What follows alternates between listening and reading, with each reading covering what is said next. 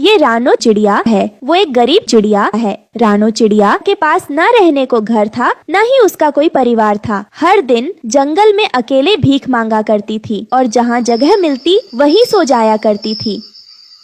अम्मा, uncle, aunty, don't waste food. कुछ ज्यादा हो तो मुझे दे दीजिए। वेज हो, नॉन वेज हो, कुछ भी चलेगा। अम्मा, आंटी, अंकल। यूं पक्षियों से वो भीख मांगती रहती थी। कैसे गरीब पक्षी है, मुझ गरीब को कुछ भी नहीं खाने को देते और इस दुनिया में सभी के पास कोई ना कोई है, मगर मेरे ही पास कोई नहीं। पता नहीं भगवान को क्या मंजूर है। एक दिन रानो चिड़िया जंगल में भीख मांगते मांगते एक घर के पास रुकती है। तभी उस घर का मालिक, ये चिड़िया ये लो। बंटी कबूतर ने रानो चिड़िया को एक पैकेट दिया। रानो चिड़िया वो पैकेट लेकर उससे बोली, वैसे क्या है? जरा सा मटर पनीर है और जरा सा खिचड़ा भी है। मेरी पत्नी ने खास बनाया है। क्या तुम्हारी पत्नी ने बनाया है? अरे सॉरी सर, ये लीजिए, मैं अपनी जिंदगी को खतरे में नहीं डाल सकती। ये कहकर खाना वापस लौटा दिया और दूसरे घर पर, uncle, aunty, please give me some food. ये कहते हुए रानो चिड़िया भीख मांगने लगी। घर पर गोरी कौवी अपने पति कल्लू कालिया से कहती है, देखिए वो भिखारन भी सही समय पर उठकर खाना खाती है और आप है कि बिस्तर से भी नहीं हिलते। छी छी, सारा खाना मैं उसे दे रही हूँ। ये कहते हुए गोरी कौवी ने वो खाना रानो चिड़िया को दे दिया। रानो चिड़िया वो खाना लेकर, आहा, ताजा ताजा खाना, गर्म गर्म खाना, ऐसा खाना खाए हुए जमाना हो गया है। ये कहते हुए वो खाने का पैकेट लेकर एक पेड़ के नीचे बैठकर खाने लगी। इतने में एक गाय वहाँ आती है। क्यों गाय, तू भी मेरी जैसी अकेली है क्या? चल अब यहाँ आकर बैठ, मिलकर खाना खाते हैं। इस तरह वे दोनों साथ में खाना खाने लगे। खाने के बाद जहाँ जहाँ रानो चिड़िया जाने लगी वहाँ वो भी जाने लगी। रानो चिड़िया एक मंदिर के पास भीख मांग रही थी तो बगल में आकर वो भी, ये क्या, ये गाय तो मुझे ही कंपटीशन दे रही हो। इस तरह रानो जहाँ भी जाती वो उसके पीछे चली जाती। थक हार कर रानो चिड़िया उस गाय से बोली, गाय, तुम्हें कितनी बार बोलना होगा कि मेरा पीछा मत करो। ठीक है, मैं तुम्हारे आगे हाथ जोड़ रही हूँ।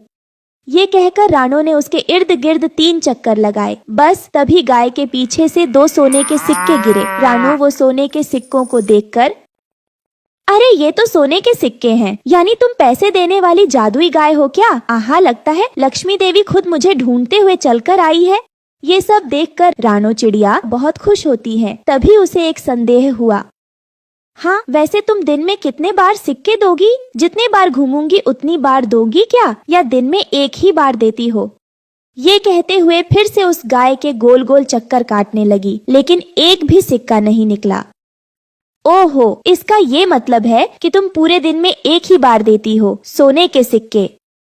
इस तरह रानो चिड़िया दिन में एक बार उस गाय के आगे हाथ जोड़कर 3 बार उसके चक्कर काटती थी। जादुई गाय फिर उसे 2 सोने के सिक्के दे देती थी। मिले हुए सिक्कों की मदद से रानो चिड़िया एक छोटा सा घर बनाकर कुछ गाय खरीदकर घर घर में दूध बेचने लगी। उसके दूसरे दूध वाले रानो को देखकर जलन महसूस करते थे। एक बार एक दूध वाला, पता नहीं इस बेकारन की किस्मत कैसे खुल गई, कुछ समझ नहीं आ रहा है। अगर यूं ही चलने दिए तो ये हमसे भी बहुत आगे निकल जाएगी। लेकिन उसके पास तो सिर्फ 5 ही गाय हैं, फिर भी इतने कम समय में इतना कैसे आगे निकल गई। आश्चर्य की बात है। देखिए ये वही भिखारन चिड़िया है जिसे मैंने एक दिन खाना दिया था। बड़ी अच्छी किस्मत लाई है। अभी इस बात को यहीं रफा दफा कर दीजिए। मैं क्यों भला इस बात को छोड़ूं? आज किसी भी तरह उसका राज पता लगाना ही होगा। ये कहकर कालू कौवा एक पेड़ के ऊपर छिप गया और देखने लगा। रानो का उस गाय के आगे हाथ जोड़ना, उसका चक्कर काटना और उससे सोने के सिक्के देना, ये सब देखकर कालू, ओह, तो ये बात है, आज रात से मैं चुरा लूंगा। यूं सोचकर उस रात वो चोरी छुपे उस गाय के पास जाकर उसे जोर से खींचा। बहुत खींचने के बाद भी वो गाय जरा भी नहीं हिली। फिर कालू उसकी पूंछ पकड़कर, क्यों रे, ऐसे कहते हुए और जोर से खींचा। गाय ने उसे एकदम से जोर से लात दे मारी। कालू हवा में उड़कर नीचे गिर पड़ा। बाप रे, करंट लग गई। अब दोबारा कभी इस तरफ नहीं आऊंगा, गलती हो गई। ये कहकर वहाँ से चला गया। अगले दिन इसकी गाय तो हाथ आने से रही, लेकिन मैं इसे कैसे परेशान करूं ताकि इसका काम चौपट हो सके। कालू कौवा रानो चिड़िया को दूध बेचते हुए देख रहा था।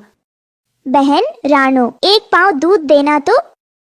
ये लीजिए दीदी, मेरा दूध 1 नंबर का ताज़ा दूध है दीदी। बच्चे तुम्हारे पहलवान बनेंगे, देखना। हाँ नहीं तो। सुनो रानो, जरा मुझे भी 1 पाव दूध देना तो, मेरी भी बूढ़ी हड्डियों में जरा जान आ जाएगी।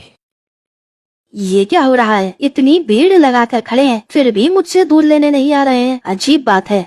ले लो गाय का देसी दूध। मैं दूध बेचता हूँ, पानी नहीं। दाम कम, मात्रा ज्यादा। दूध पियोगे तो मिलेगी ताकत। एक बार खरीदिए तो ठगेंगे नहीं। कालू कौवे के इतना चिल्लाने के बाद और कम दाम लगाने के बाद भी उसके पास कोई नहीं आता। ये क्या बात हुई? एक भी पक्षी ने इधर मुड़कर नहीं देखा। लगता है सब के सब बहरे हो गए हैं। ऐसा करता हूँ, वहीं जाकर खड़ा हो जाता हूँ, उधर ज्यादा भीड़ है। अरे क्या हुआ कालिया भाई, आप इधर क्यों आ गए?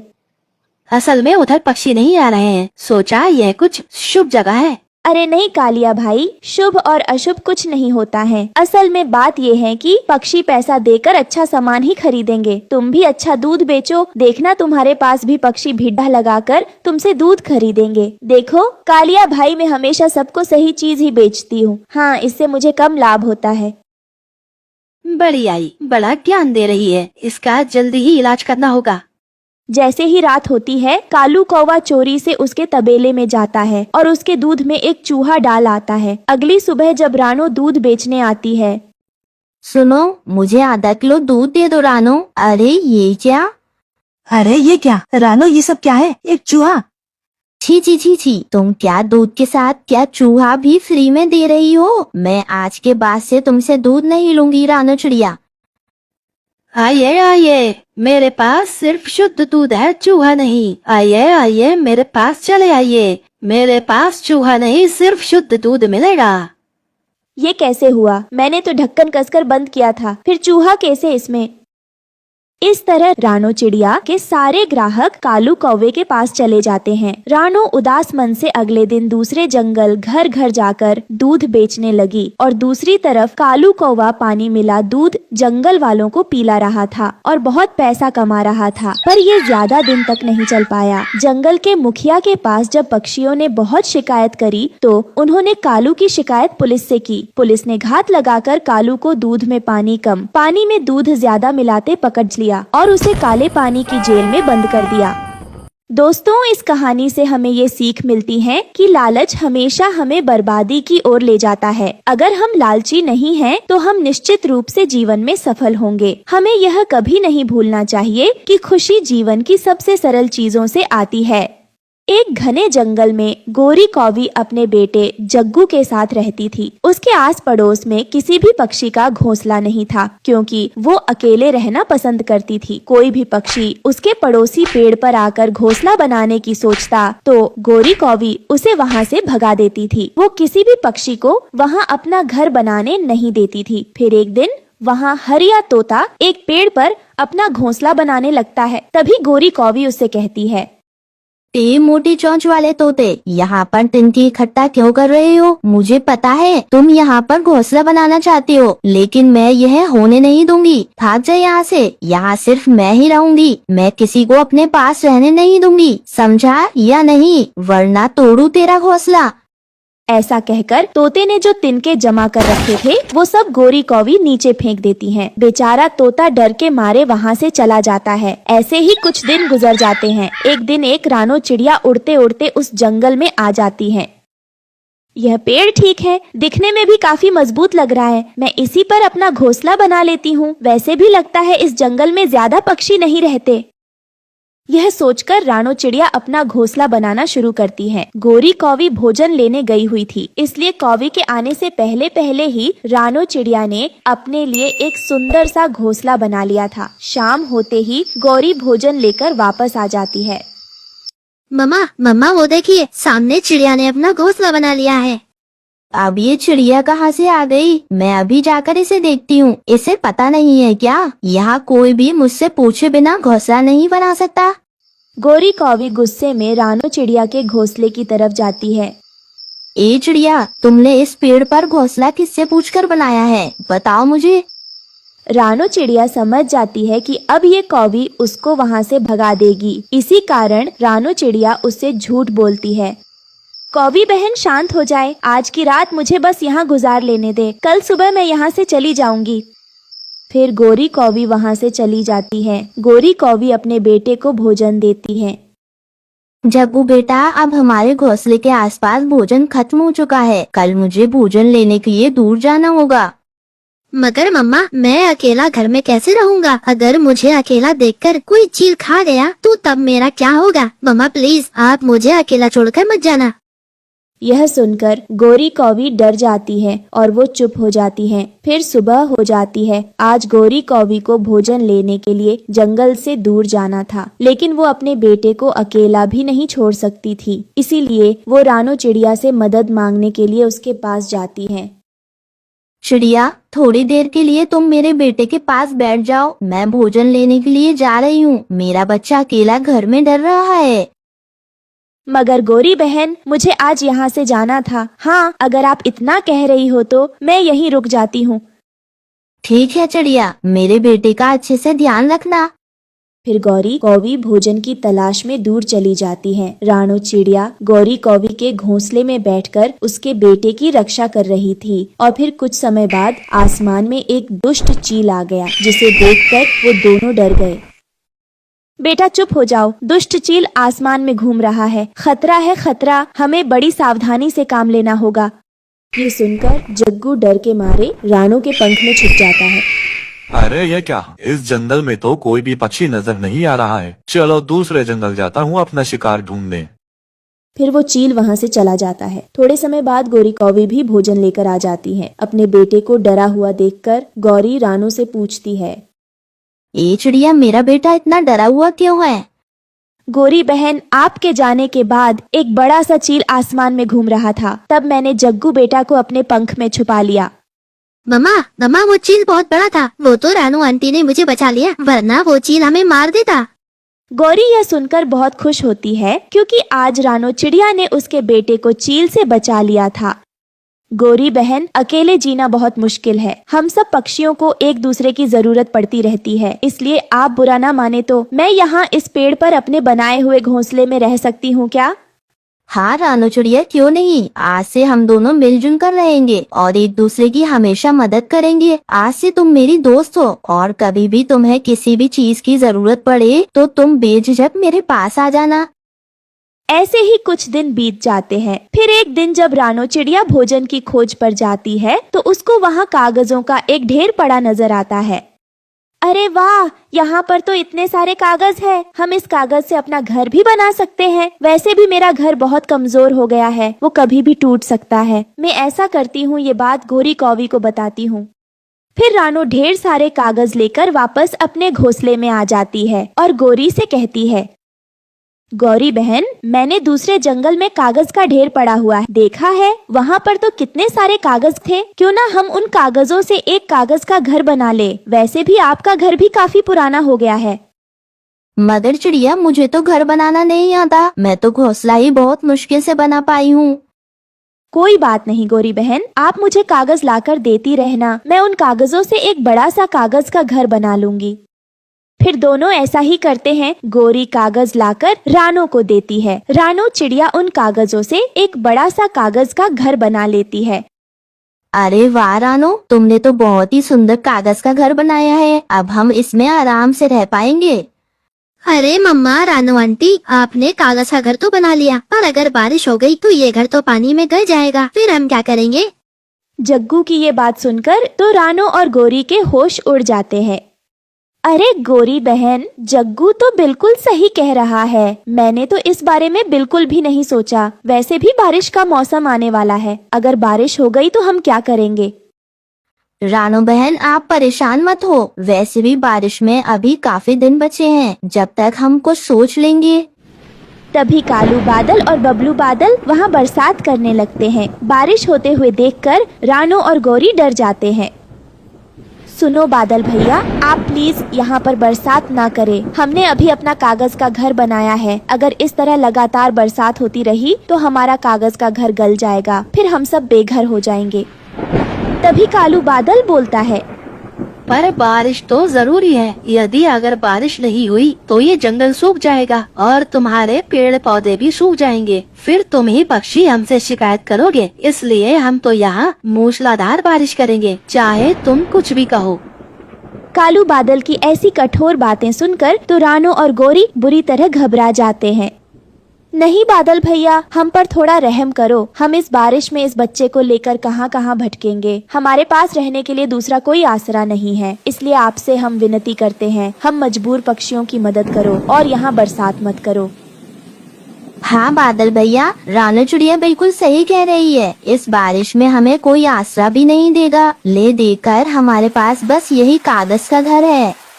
रानो और गोरी की बातें सुनकर बबलू बादल का दिल पसीज जाता है। वो उनसे कहता है, ठीक है चिड़िया, तुम परेशान मत हो, हम यहाँ पर बरसात नहीं करेंगे। तुम अपने बनाए हुए कागज के घर में आराम से रह सकती हो।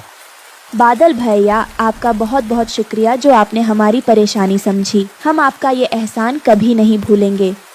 ये सुनकर वो बरसना बंद कर देते हैं। तभी कालू बादल गुस्से में कहता है, अब मैं इस जंगल में कभी भी बारिश नहीं करूँगा, चाहे ये लोग कितना भी कहें। पर अब इस जंगल में बारिश कभी नहीं होगी। ये कहकर वो बादल गुस्से में वहाँ से चले जाते हैं। फिर रानो चिड़िया, गोरी कौवी और जग्गू के साथ खुशी खुशी उस कागज के घर में रहने लगती है।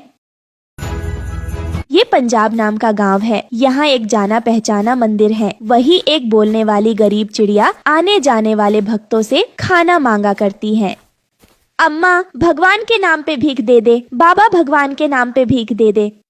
रानो चिड़िया यूं पुकारते हुए लोगों से भीख मांगकर अपना गुजारा किया करती थी। चाहे वो जितना भी गिड़गिड़ाए, फिर भी लोग उसे ज्यादा कुछ नहीं देते थे। एक बार गरीब रानो को बहुत भूख लगी थी। अम्मा, बहुत भूख लगी है, थोड़ा सा खाना दो। बापूजी, कुछ तो खाना दे दो, ऊपर वाले के नाम पर दे दो। कम से कम वो प्रसाद तो दे दो बाबा।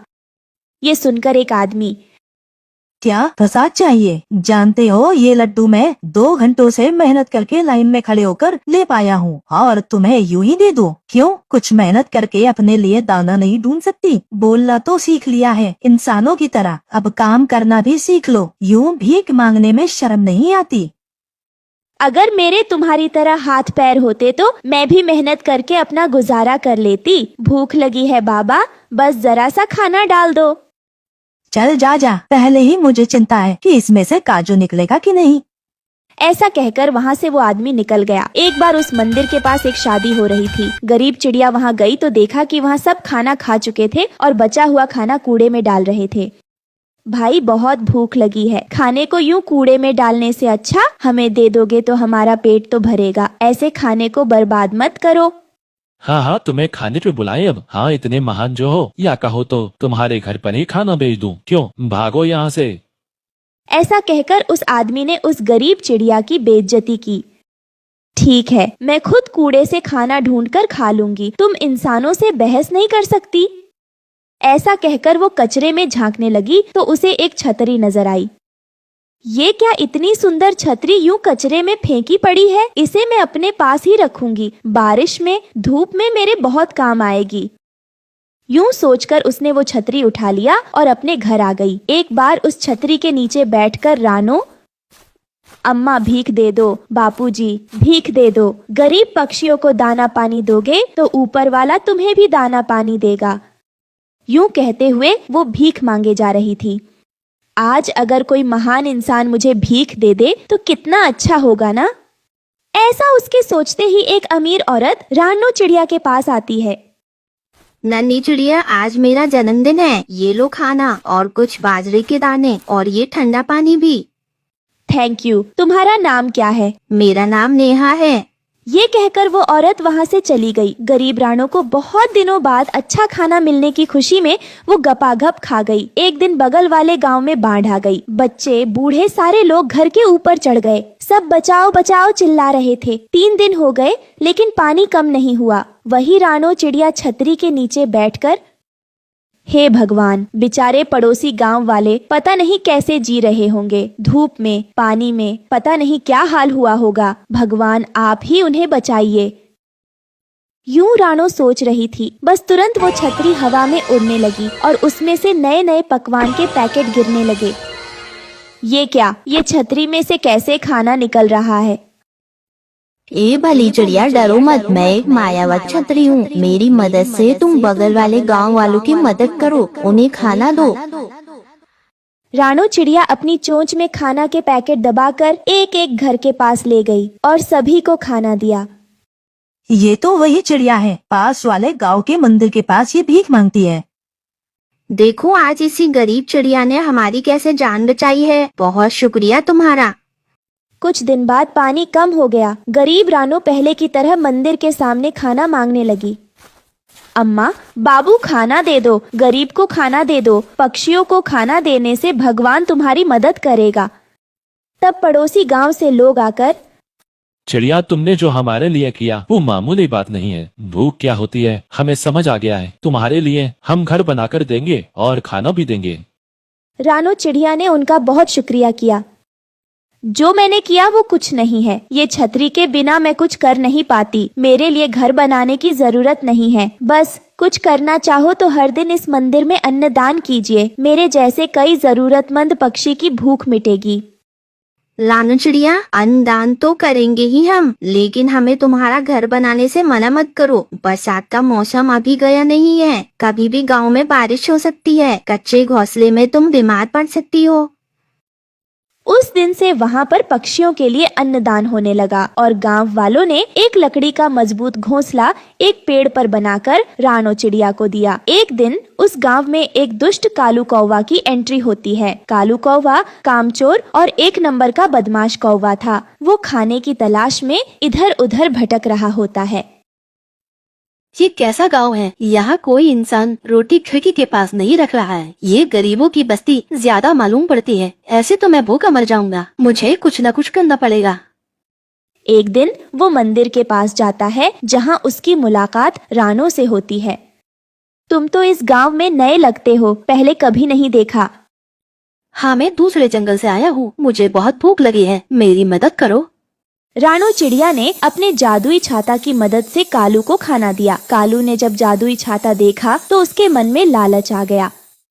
मुझे ये छाता कैसे भी करके रानो चिड़िया से लेना होगा, फिर मैं जो चाहूँ वो खा सकता हूँ। मैं तो माला माल हो जाऊंगा। वो कई दिन इसी सोच में लगा रहा और एक दिन उसे वो मौका मिल ही गया और उसने वो छाता चुरा लिया। है मायावी छाता, मुझे स्वादिष्ट खाना खाना है। छतरी में से आवाज आई, लालची कौवे, तुम्हारे अंदर लालच भरा है और तुम पाखंडी चोर पक्षी हो। तुम्हें इसकी सजा जरूर मिलेगी। तभी वो छाता एक पिंजरे में बदल जाता है और कालू कौवा उसमें कैद हो जाता है। बचाओ बचाओ, मुझे इस पिंजरे से कोई बाहर निकालो। तभी वहाँ से एक शिकारी गुजरता है। वो पिंजरे में कैद कौवे को देखता है तो उसे अपने साथ वो अपने घर ले जाता है। इस तरह कालू कौवे को चोरी करने की सजा मिल जाती है और रानो खुशी खुशी रहने लगती है। दोस्तों, ये कहानी हमें सिखाती है कि बुरे कर्म का बदला हमेशा बुरे भाग्य से ही मिलता है। टुन्नू चिढ़ा अपने खेत में खीरे की खेती किया करता था और उन्हीं खीरे को बाजार में बेचा करता था। खीरे ले लो, खीरे, ताजे ताजे खीरे। अरे भाई आओ आओ, खीरे ले लो, खीरे। टुन्नू की खीरे बेचकर अच्छी कमाई होती थी और उसी से वो अपना घर चलाया करता था। ऐसे ही एक सुबह टुन्नू की पत्नी रानो उसे कहती है, जी सुनते हो, मुझे कुछ पैसे दे दो, मुझे सोने का हार लेना है। वो मेरी बहन लाडो की शादी है ना, उसी में पहनूंगी। अच्छा ठीक है, अलमारी में रखे हैं पैसे, जितने पैसे लेना है ले लो। और हाँ, अच्छे से तैयार होकर जाना अपनी बहन की शादी में। मैं चाहता हूँ कि तुम्हारी बहन की शादी में सभी चिड़िया तुम्हें ही देखती रहे। रानो, तुम जानती हो हमारा ऐसा भी वक्त था जब तुमने मेरा कितना साथ दिया था। आज तुम्हारी वजह से ही मैं सब कुछ कर पा रहा हूँ, इसलिए अब मैं तुम्हारे लिए दिल खोल कर खर्चा करना चाहता हूँ। तुम्हें जो चाहिए तुम ले लेना। रानो अपने पति से पैसे लेकर सुनाहर के पास जाती है और खुद के लिए सोने का हार लेती है। तभी रास्ते में उसे उसकी पड़ोसन गोरी कौवी दिखाई देती है। और रानू बहन, तुम सुनार की दुकान में गई थी, क्या क्या लेकर आई हो, जरा मुझे भी तो बताओ। अरे गोरी, दरअसल मेरी बहन की शादी है, इसीलिए मैंने अपने लिए सोने का हार लिया है। अगर तुम्हें मेरा हार देखना है तो मेरे साथ मेरे घर चलो, क्योंकि ऐसे रास्ते में मैं तुम्हें नहीं दिखा सकती। हाँ, ये बात तो तुमने सही कही, क्योंकि चोरों का कोई भरोसा नहीं, कब कहाँ से आकर चोरी कर ले क्या पता। हाँ, तभी तो कह रही हूँ, तुम मेरे साथ मेरे घर चलो। रानो स्वभाव से बहुत भोली थी। वो गोरी को अपने घर ले जाती है और उसे अपना हार दिखाती है। हार देखने के बाद गोरी को मन ही मन जलन होने लगती है। वैसे रानो, ये हार तो काफी महंगा होगा, क्योंकि इस हार का वजन भी अच्छा है। लगता है अब तुम्हारा पति अच्छा कमाने लगा है, इसलिए वो तुम्हारी हर इच्छा को पूरी कर रहा है। वैसे गोरी, सच बताऊं तो मेरे पति ने शुरू से लेकर अब तक यही चाहा है कि वो मेरी हर इच्छा को पूरी कर पाए। लेकिन एक वक्त ऐसा भी था जब मैं एक एक रुपया जोड़कर अपने पति का सहयोग किया करती थी। लेकिन आज वक्त बदल गया है। आज मेरे पति बहुत अच्छी तरक्की कर रहे हैं, इसीलिए अब वो किसी भी चीज के लिए मुझे कभी मना नहीं करते। तुम्हारा सही है रानो, एक हम हैं जो अभी तक गरीबी में ही जी रहे हैं। अब मेरी किस्मत में कहाँ लिखा है ऐसे सोने का हार, मैं तो नकली हार पहन लूं, वही बहुत है मेरे लिए। अरे गोरी, तुम ऐसी बातें क्यों कर रही हो? क्या पता आगे वाला समय तुम्हारे लिए बहुत अच्छा हो। आने वाले वक्त का तो मुझे नहीं पता, फिलहाल तो गरीबी में ही जीवन काटना पड़ेगा हमें। इतना बोलकर गोरी अपने घर की तरफ निकल पड़ती है। फिर घर आकर गोरी अपने पति कालू कौवे से बोलती है, तुम बस घर में सोते रहो। अरे तुम्हें जरा भी शर्म नहीं आती क्या?